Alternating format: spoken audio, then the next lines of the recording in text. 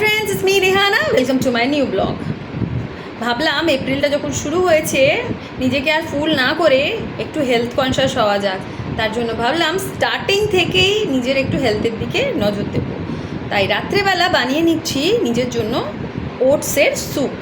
আর ওট soup বানানোর জন্য যা যা ইনগ্রেডিয়েন্ট দরকার সেগুলো তো আপনাকে জানাবোই, আর তার সাথে কী কী টুইস্ট করলাম আমি সেটাও জানাবো।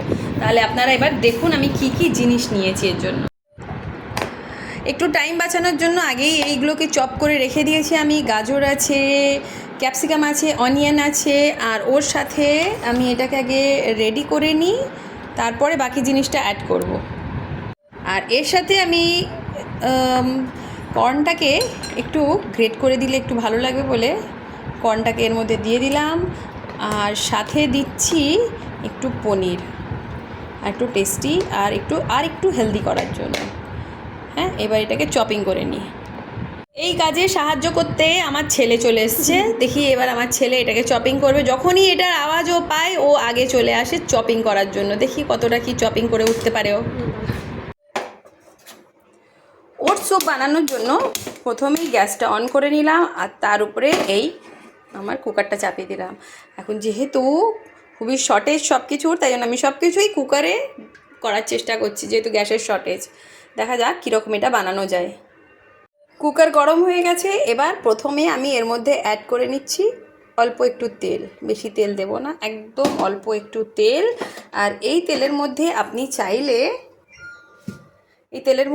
কাঁচা লঙ্কা আর রসুন দিতে পারেন, বাট আমার শারিম যেহেতু এটা খাবে তাই জন্য আমি আর ওটা দিলাম না, ওটাকে আমি স্কিপই করলাম, কারণ শারিম বেশি চিলি খেতে ভালোবাসে না।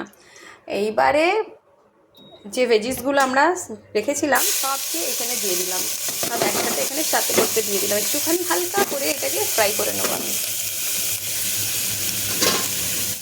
ফ্রাই হওয়ার জন্য এগুলোকে আমি দিয়ে দিলাম। খুব বেশি ফ্রাই হবে না, একদম হালকা ফ্রাই। এইবার মশলার মধ্যে এখানে শুধু আমি দেব নুন, পরিমাণ মতো নুন দিলাম, আর দিলাম গোলমরিচের গুঁড়ো। ঝালের জন্য এটাই বেস্ট। একটু ভালো করে এটাকে নেড়ে এর মধ্যে আমি অ্যাড করব জল, পরিমাণ মতো জল। জলটা একটু চেক করে নিই কতটা জল হলো, আর সাথে নুনটা চেক করে নিতে হবে, নুনটা যাতে প্রপার হয়। এইবার আমি এটাকে ছেড়ে দেবো হুইসেলের জন্য। দুটো হুইসেল দেবো, ম্যাক্সিমাম দুটো হুইসেল দেবো। তারপরে তার মধ্যে ভিনিগার আর লেবুর রস দিয়ে ওটাকে আমি সার্ভ করব। দুটো হুইসেল দেওয়ার পর আমার ওটসের স্যুপ কিছুটা এরকম দেখতে। এরপর আমি এর মধ্যে একটু কোরিয়েন্ডার দিয়ে দিলাম যাতে টেস্টটা আরও বেড়ে যায়। কোরিয়েন্ডার দিলাম, আর দিচ্ছি একটু লেমন।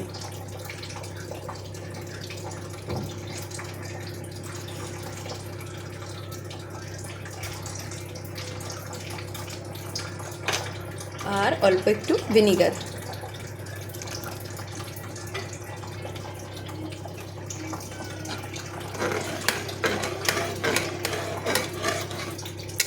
এবার এটা ভালো করে ফুটে গেলে আমি এটাকে সার্ভ করব। এইবার আমাদের দুই মা বেটার জন্য এটাকে আমি সার্ভ করে নিলাম, শারিমের আর আমার। ও যেহেতু ডিনারে ভাত খাবে তাই জন্য ওর জন্য একটু অল্পভাবেই রাখলাম। আর সাথে গার্নিশিংয়ের জন্য এই একটা দিয়ে দিলাম, আর এই একটা দিয়ে দিলাম। একবার খেয়ে দেখলে বুঝতে পারবেন এটা কতটা টেস্টি আর কতটা হেলদি। কমেন্টে জানাবেন কেমন লাগলো। Bye bye, good night.